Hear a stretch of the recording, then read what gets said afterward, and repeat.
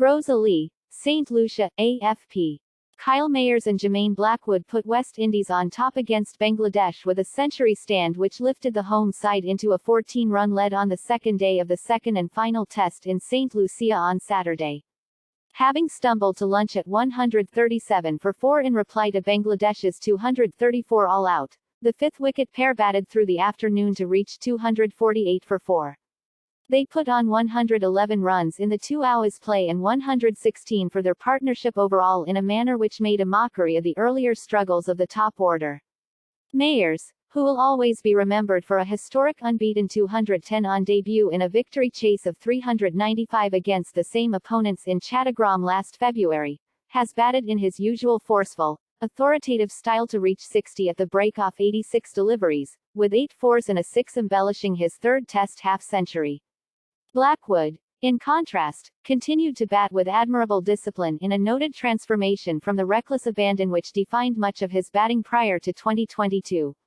He resumes with Mayers in the final session of the day on 40, having faced 117 balls and stroked 6 fours. Bangladesh's players left the field at tea in a mood which was 180 degrees away from the ebullience and anticipation with which they started the session. Seamer Khalid Ahmed took 2 wickets in the space of 2 overs and spinner Mehdi Hassan snared the all-important wicket of captain Craig Brathwaite to trigger the Windies' pre-lunch slide. Bangladesh hit back before lunch, starting the day at 67 without loss. Brathwaite and opening partner John Campbell extended their stand to exactly 100, their first century partnership in tests since coming together for the first time 3 years ago. However, seamer Shoriful Islam disrupted those plans when extracting extra bounce off the surface and Campbell's attempted hook was gloved for wicketkeeper Nurul Hassan to take a comfortable catch.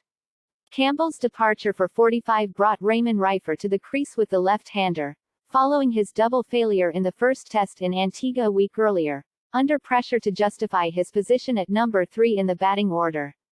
He saw Brathwaite reach a 27th Test half-century in the skipper's usual unobtrusive manner, but it was then that Mehdi intervened. Brathwaite, on 51, was deceived in flight and bowled comprehensively by the off-spinner.